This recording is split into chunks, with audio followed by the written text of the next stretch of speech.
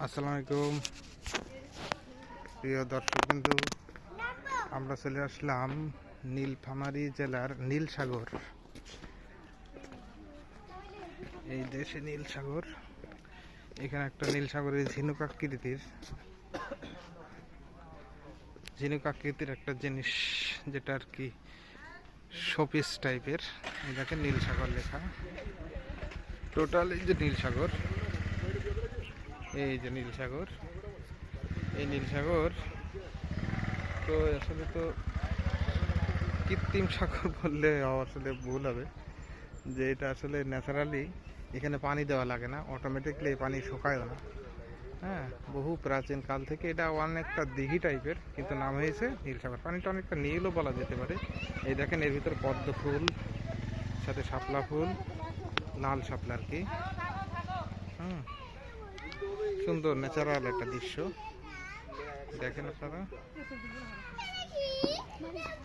অনেক দর্শনার্থী এসছে।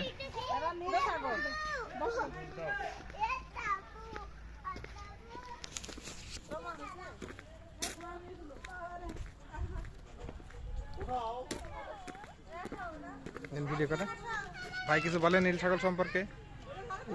অনেক জোড়াজুড়ির পর আমাকে রাজি করার পর এই নীলফামারীর নীলসাগরে ঐতিহ্যবাহী সরকারি রিসোর্টে আবিদ ভাই নিয়ে আসতে পেরেছে।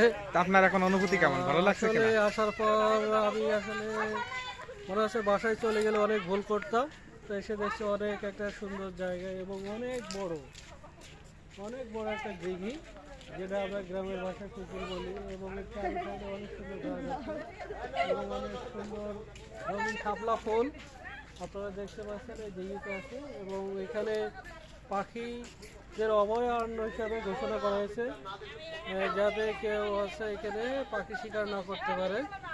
তো সকলকে ধন্যবাদ জানিয়ে আমার কথা এখানে শেষ করছি। আসসালামু আলাইকুম।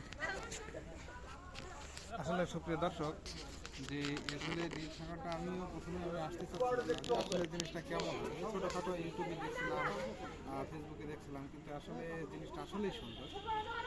মানে ন্যাচারাল যতগুলো প্রাকৃতিক ঐতিহ্যবাহী স্থান আছে, তার ভিতরে অন্যতম একটা স্থানটা।